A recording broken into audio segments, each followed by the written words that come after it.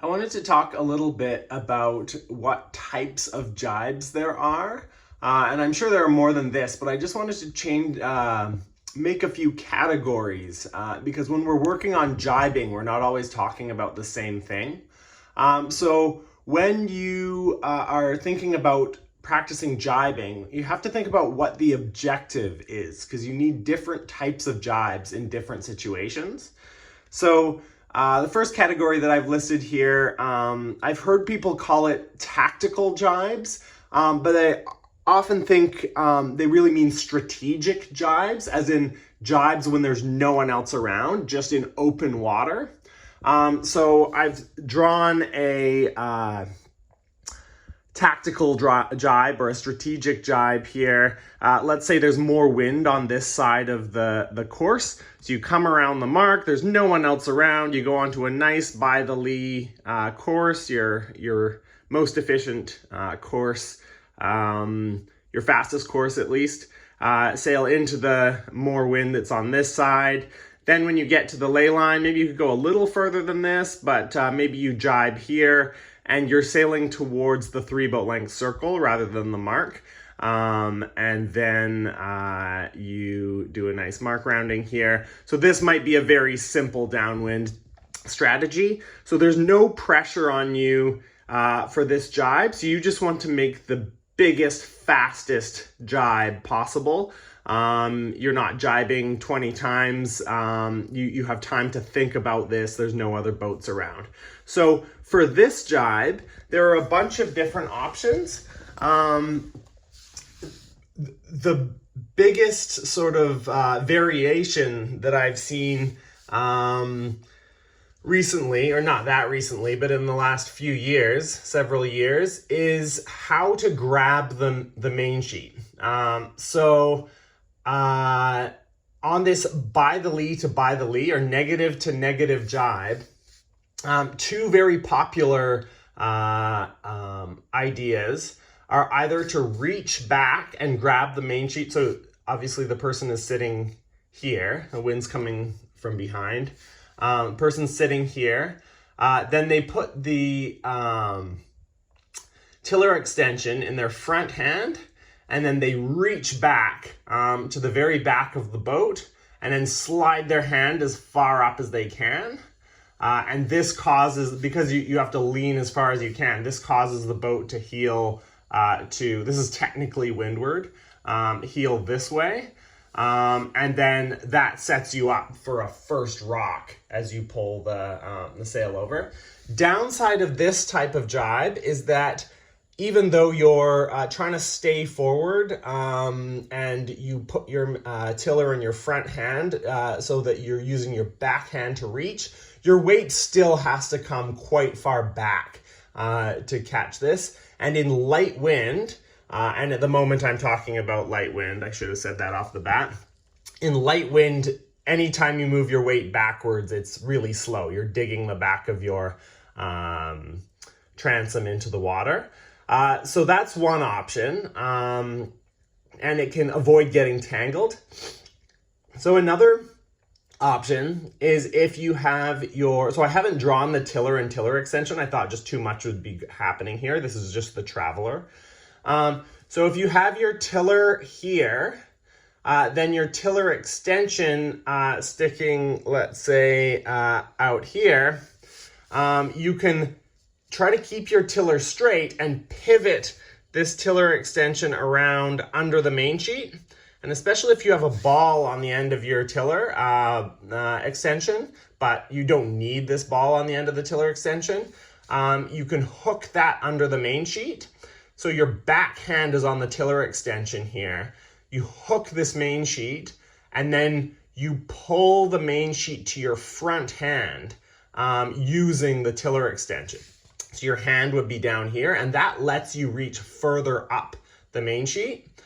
The further up the main sheet you can reach to grab, the better this pullover part of the jibe is going to be. And I've made other videos about how to pull this over your head. It's got to do with trying not to raise your elbow too far. because if your elbow goes too high, sometimes you can open yourself up to shoulder injuries. But if you're flailing and you're frantic.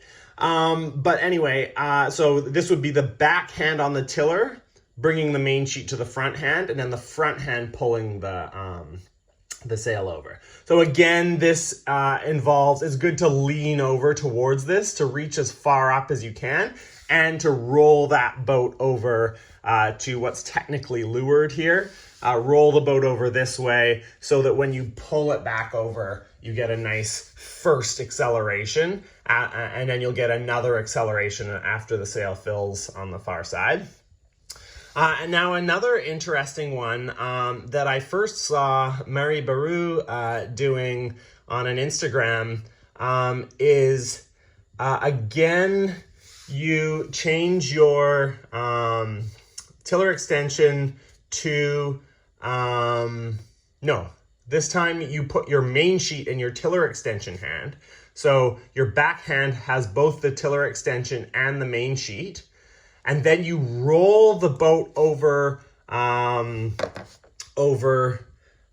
to what is technically the windward side. And then you stand up in the boat. And this main sheet going from the back of the boat to the boom is now above your head. So you roll it over like crazy, stand up and grab the main sheet from above your head.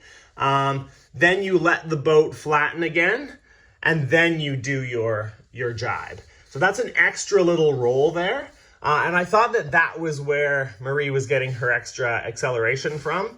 But I actually managed to talk to her in Garda, and she said that is not the main acceleration. The main acceleration is just like the other jibes I talked about.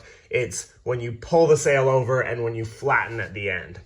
So this extra little roll just to be able to reach up and grab the main sheet is really just to grab the main sheet. It's not supposed to be where the power comes from. I expect that would attract the jury a bit too much if you're rolling twice before the jibe. I've seen Bruno Fontes on his Instagram doing some jibes that are similar to that, but not as acrobatic. So in the very light wind, you can roll the boat over like crazy and just stand up and grab the main sheet. But in a bit more wind, what Bruno was doing was just sort of reaching out quickly and seeing how far he could grab the main sheet. I've tried that style of jibe, and I mean, it's okay if you catch the main sheet, but if you miss the main sheet and you have to try a couple of times, the boat's not sailing very fast, it's rocking and rolling. So that one requires practice, and I don't know if I recommend it. So I think a good technique for us to work on is hooking the main sheet with the back, hooking the main sheet with the tiller. But that is only for this tactical jibe. So if I skip maybe to the mark rounding jibe, you don't want to hook the main sheet. So one of the points of hooking the main sheet is that you don't pull the sail in, because if you don't pull the sail in, you can rock the boat and let the sail back out on the other side, and you're going from sail all the way out to sail all the way out. So that's very effective. But if you're at the leeward mark and you do a jibe where you go from sail all the way out to sail all the way out, you then have to pull the sail all the way in to get around the mark again. So you don't want to do a pullover jibe if you're jibing at the mark. And yeah, I know this boat is not jibing at the mark, but if the sail was on the other side and you pulled the sail over, you'd have a lot of sheeting to do. So at the mark, you would actually want to do something more like a reach to reach jibe. Which I'll talk about in a second. This could be a good moment to talk about some mark rounding double jibes that I've seen. Just recently at the Hier's medal race, most of the men who came around the windward mark, if I remember correctly, it was very light wind, and even if they wanted to go this way, they did two jibes at the mark. So they did one jibe where the impact of the flattening of the jibe helped to pull their sail out. So as they flattened, the sail went, so they're sort of starting to ease the sail here to help bear off. But it's hard to, if you want to get over this way, it's hard to get the sail far enough out. So what they would do, ease the sail, roll to windward, big, aggressive flatten, which lets the sail out, and then immediately back into another jibe. And it doesn't take that much space. It's more like a jibe, jibe.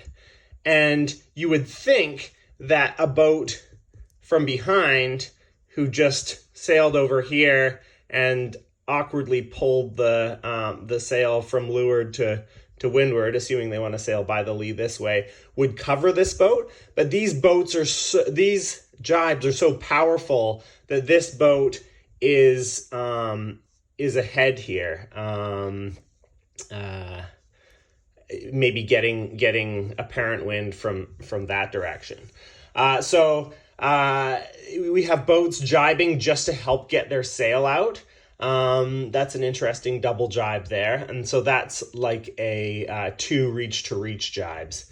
Then the other tactical double jibe here is if you're coming down to the leeward mark, one option is just to sail straight for the leeward mark, which is sort of the obvious option. And this, I always draw these too small. If you look at this boat length, this is probably the 3 boat length circle. But anyway, so as this boat approaches the circle, the transom angle allows these boats room, and any other boats as everyone comes together towards the leeward mark. So what this boat can instead do is jibe, sail this hotter reach angle, so a tighter or a broad reach further away from downwind, and then do a reach to reach jibe here, or maybe a little bit earlier here. So that as these, so you cut in front of these boats, jibe just in front of the 3 boat length circle onto another tight reach course. So two fast ways of getting downwind are the sort of deeper by the lee and the sort of hotter, faster, broad reach course in the very light wind. So instead of going straight down and allowing these boats inside overlap, you jibe here, sail fast to get in front of these boats, jibe again, no room because the line perpendicular to your boat is here, so no room, guys. And then sail another hot course because you want to do a nice tactical rounding here, rather than sailing straight to the mark and ending up like that. So there's another double jibe at a mark that's worth considering. Lots of people do that as sort of a set play. Maybe this will be too much information for one video. But the other contrast that I wanted to make, a time when you don't want to do this beautiful pullover jibe. So the reason I say it's beautiful is it takes 3-5 boat lengths because you're leaning over, grabbing, passing to the other hand, pulling over top, letting the sail fill. Only once it fills do you flatten and get an acceleration. So it's this long process that really keeps the acceleration going. But you don't have time to do that if there's a whole bunch of other boats around you. So here, maybe you're sailing along and there's a couple other boats around and they're on different angles. And as you get closer to the mark, these boats are now super close to you. Sorry, I meant to do these on the other tack. So as these boats come close to the mark, you're now in a really bad situation. You actually just have to avoid both boats, which is almost impossible. Even if you pull your sail straight in, you might not slow down fast enough. So this boat has left it too late. But as these boats start to squeeze you, here you want to do a jibe without turning. So you don't want to roll over and do a beautiful by the lee to by the lee jibe. You just want to quickly pop the sail over from this side to this side. Now, one of the limitations of the reach-to-reach jibe, so this is a sharper, I guess the obvious example of when you do a reach-to-reach jibe is on a triangle course. So this jibe is obviously not a pullover jibe because you're going from a broad reach on starboard to a broad reach on port. So this involves a lot of pulling and pulling the sail in and steering. So you can't just turn here until the boat jibes, because if you turn, you're going to hit one of these starboard boats. So a good way to practice this emergency or this rules jibe is to really roll the boat.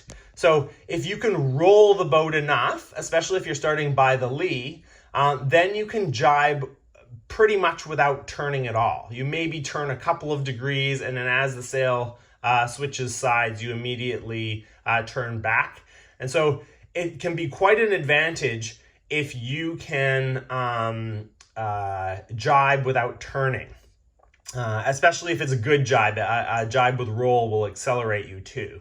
So here I've just made it so that I'm absolutely in a lot of trouble if I don't jibe, or if I manage to go flip from that side to that side, then here I have right of way over this boat because I'm the leeward boat. So you just rescue yourself from that situation. So there's a bunch of tight places where you may need to jibe to get quickly from port to starboard, or for whatever other reason you don't want to turn too much. Maybe you're worried about breaking overlap at the leeward mark. So we have this big, juicy open water jibe and a whole bunch of different ways of grabbing the main sheet to start this. And then we have a tight jibing from port to starboard in a congested situation. I haven't talked about this one yet. We have a mark rounding jibe where maybe you're approaching on starboard, and then you need to sheet the sail as you're turning, so that when the sail fills on the new side, you're accelerating upwind or accelerating on a reach, about to continue to sheet in and turn upwind. So there you would not hook the mainsail. And also, I don't know if I mentioned this quick port to starboard jibe. You also don't hook the main sheet. This would be more of a rolling jibe. Survival jibe, maybe I'll come back to that because I've already started to talk about reach to reach. So on a reach to reach jibe, one of the reasons, as I said before, could be on a triangle course. But another reason is in very light wind, some sailors are starting to, instead of sail by the lee, they're sailing on a deep, broad reach, maybe a little hotter, a little further away from downwind than this course. So they're sailing a lot of distance, and honestly, I think they're rocking more than is legal. It's very easy to rock when you're on a reach. I don't particularly like this style, but it does seem to be effective for some sailors. But anyway, the point of this is that you go from a broad reach, and then you pull the sail, you roll the boat to windward hard, and I say roll before pulling the sail, because the rolling of the boat to windward accelerates you and causes the boat to turn. So if you're heeling to leeward, the boat wants to turn this way. If you roll the boat to windward, it wants to carve. So this actually becomes a nice, smooth, powerful turn as you're pulling the sail over top of the boat. you let the sail fill completely on the other side and press the boat flat again. So yeah, same at the jibe mark. This is more similar to the mark rounding mark, but here, of course, you're continuing to upwind. And then the last one, I'll come back to survival. The last one I want to talk about is if you're trying to catch a wave or stay on a big wave. And I'm talking about that now because often you want to be reaching, not always. A lot of the time it's also fast to sail by the lee. But often you're reaching on a wavy course, and because reaching you can head up and bear off as much as you want. By the lee, you obviously can't bear off too far or you do an accidental jibe. But when you're trying to stay on a wave, you need to be careful about your speed and your position forwards and backwards on the wave. So it's always difficult to draw these because the waves are moving downwind.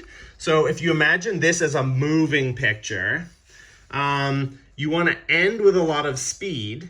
And I believe International Sailing Academy does a good explanation of how to jibe like this. So even if you started by the lee, your first step is actually to get positive flow on the sail. So to turn to this nice angle here, the sail has committed to good positive flow, and then you can head up a little bit more to get even more speed. And when you head up here, the boat drops back on the wave. So the wave is starting to catch the boat, but the boat is going very quickly sideways. Then you can do this reach to reach jibe. So you pull the sail over hard, that accelerates you on the wave, and then you finish the jibe at maybe this angle. This boat may be a bit smaller. No, I think it's okay. So you pull it over, and you've lost a little bit on the wave. So you lost a bit when you accelerated here. You pull the sail over to windward, and then you let the sail fill, and then this big acceleration. So now you really push the boat flat, and then you hopefully catch back onto that wave and continue to surf the wave. So it's about heading up, rolling hard to windward, letting the sail fill, and then catching back up to the wave. The dangerous part being if you lose the wave by going too much across the wave, or if you don't turn enough and you hit the next wave. If your bow hits the next wave, boat stops, and then the wave behind you catches you. So that's a different style, more like the reach to reach. And of course, you can also do sailing hard by the lee, and then just pull the sail over to the new side, trying to stay on the wave too. And if you're doing it that way, you may lose a little bit to the wave, and then you try to let the sail fill and then press it again to catch up to the wave again. So the last one, I'm calling it a survival jibe, but that's a bit negative. More of a, I believe people call it an S-turn jibe. So if it's very windy, you can be sailing by the lee. Let's say it's not super big waves, or you found a flat patch. You pull the sail in as tight as you dare. And the leech is like on the edge of jibing here. You can feel that it's sort of like about to go. And then you do a really big pull on the main sheet. Not for acceleration. I mean, it does help with acceleration, but it's to be confident that the sail is definitely coming over. If you're not sure that the sail comes over, or if the sail doesn't come over, then it fills again and rounds you up, and it's a disaster. You usually capsize, and boom, hits the water. So you want to get right on the edge of jibing and do a very strong pull, so you know the sail's coming across. And then you can so as the sail comes across, you can dive to the other side of the boat, and you can even, you can even lean the boat over this way too much, turning the boat as the sail comes across, and then as the sail powers up, so you do a little bit of a turn here just to encourage that, boom to come over. And then as soon as it's definitely coming over, you dive across the boat faster than the boom comes across. And if you can land hard on this side of the boat, even if you're a little early, that causes the boat to go back by the lee. And then as the leech flexes, as the leech loads up on the new side, you've got weight here and power here, and so the boat accelerates forward. Whereas if you don't really commit to coming across the boat hard, then maybe your weight's still in the middle of the boat as the leech loads up here. So boom comes across, and you aren't hard on this side, then the boat will tend to round up. Maybe the boom hits the water and you capsize again. So this very heavy air jibe, you want to get by the lee first. You don't want your kicker to be too hard on, but I wouldn't release the kicker either, because if you release the kicker, the top of the leech flexes forward, and then you have new problems. You need to sheet in. But so get into a nice by the lee, almost jibing position, pull super hard on the main sheet, and dive across the boat, hitting the other side of the deck hard, and end up on the new by the lee. And the reason it's called an S-turn jibe is because, by some people, is because you turn a little bit this way until the boom's definitely coming across, and then you turn really far that way after the boom has really committed to come across. But I want to take the emphasis off of this, because this can get dangerous, this going more by the lee if you turn further than you have to, and put the emphasis more on a very big pull of the mainsail. So maybe the S part for me, the way I'm teaching it, the S part is here. Maybe you were going a little bit too far straight downwind because you were maybe surfing a wave, and then you decide it's time to jibe. So then you go hard by the lee, and then you go into this. So this is where it looks a little bit like an S for the big survival jibe. So when you're going to train jibing, you want to decide what kind of jibe you're training, and really be purposeful with it. And I think it's worth playing around with all of these different types of pullover jibes. See which one works best for you. See if there's some situations where some work better than the others. But yeah, training different types of jibes.